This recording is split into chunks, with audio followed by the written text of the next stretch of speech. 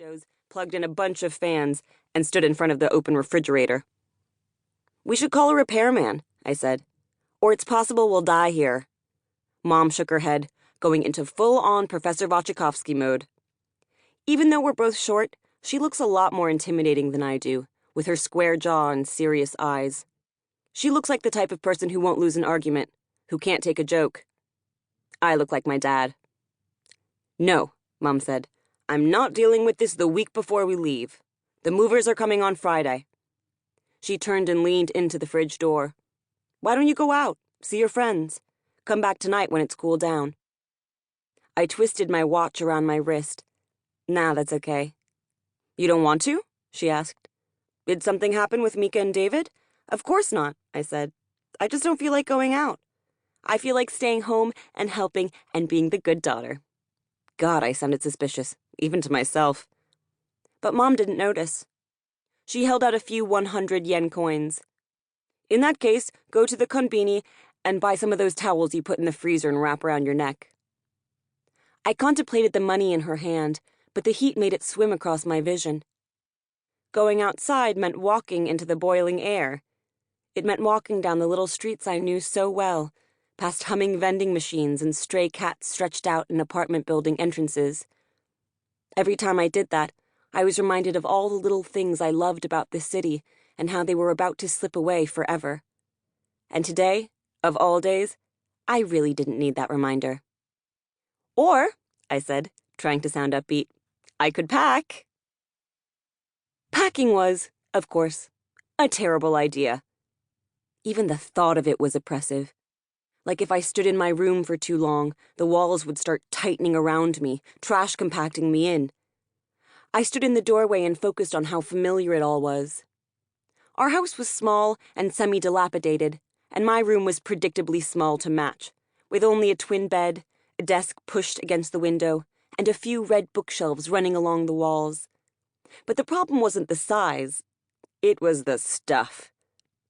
The physics books I'd bought and the ones Dad had sent me cluttering up the shelves, patterned headbands and tangled necklaces hanging from tacks in the wall, towers of unfolded laundry built precariously all over the floor. Even the ceiling was crowded, crisscrossed with string after string of star-shaped twinkly lights. There was a "wet pain" sign.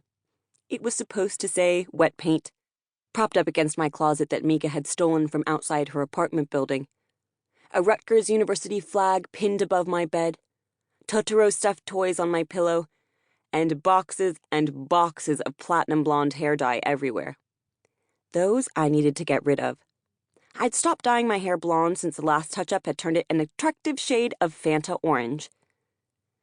It was so much, too much, to have to deal with. And I might have stayed there for hours, paralyzed in the doorway, if Allison hadn't come up behind me. "Packed already?" I spun around. My older sister had on the same clothes she'd been wearing all weekend. Black t-shirt, black leggings, and she was holding an empty coffee mug. I crossed my arms and tried to block her view of the room. "It's getting there." "Clearly." "And what have you been doing?" I asked. "Sulking? Scowling? Both at the same time?"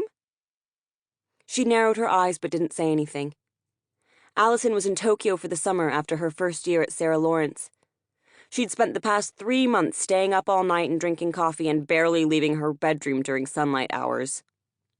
The unspoken reason for this was that she'd broken up with her girlfriend at the end of last year, something no one was allowed to mention. "You have so much crap," Allison said, stepping over a pile of thrift store dresses and sitting on my unmade bed. She balanced the coffee mug between her knees. "I think you might be a hoarder."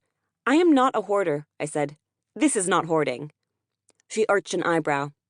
"Lest you forget, little sister, I've been by your side for many a move. I've witnessed the hoarder struggle." It was true. My sister had been by my side for most of our moves, avoiding her packing just as much as I'd been avoiding mine. This year, though, she only had the one suitcase she'd brought with her from the States, no doubt full of sad, sad poetry books and sad, sad scarves. "You're one to talk," I said. "You threw approximately 9,000 tantrums when you were packing last summer." "I was going to college," Allison shrugged. "I knew it would suck."